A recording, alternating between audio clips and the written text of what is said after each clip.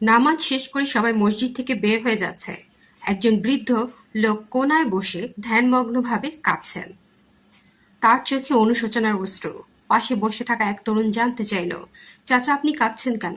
বৃদ্ধ লোকটি ধীরে ধীরে বললেন, ছেলে, আমি আজ অনেক বছর পর বুঝেছি জীবনের সফলতা শুধু নামাজ, রোজা বা হজে নয়, বরং হৃদয়ের পবিত্রতা, মানুষের প্রতি হিংসা বিদ্বেষ মুক্ত মন ও সত্যবাদিতা সবচেয়ে বড় গুণ। আমি সব করেছি, কিন্তু ঈর্ষা ছাড়তে পারিনি।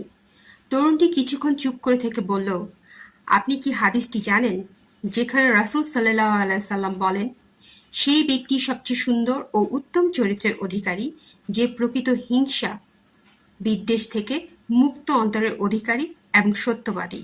আল হাদিস। বৃদ্ধ লোকটি মাথা নত করে বললেন, জানি, কিন্তু আমল করতে পারিনি। আমার প্রতিবেশী এক ব্যবসায়ী ছিল, সে দান করত, সবাই তাকে সম্মান করত, অথচ আমি কেবল তার সফলতা দেখে হিংসা করেছি।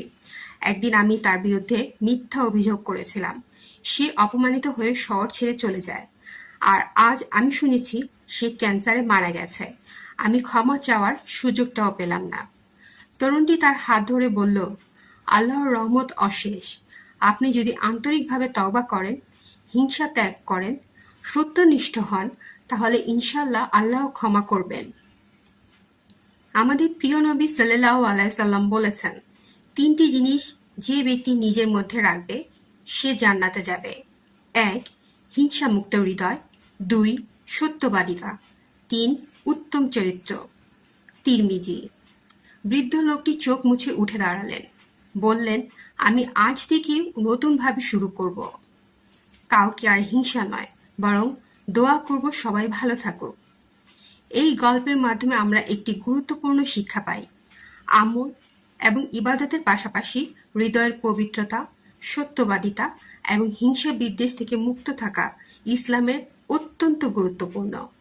হিংসা একজন মানুষকে ভিতর থেকে ধ্বংস করে দেয়, আর সত্যবাদিতা ও উত্তম চরিত্র মানুষের মর্যাদা বাড়িয়ে দেয় দুনিয়া ও আখিরাতে।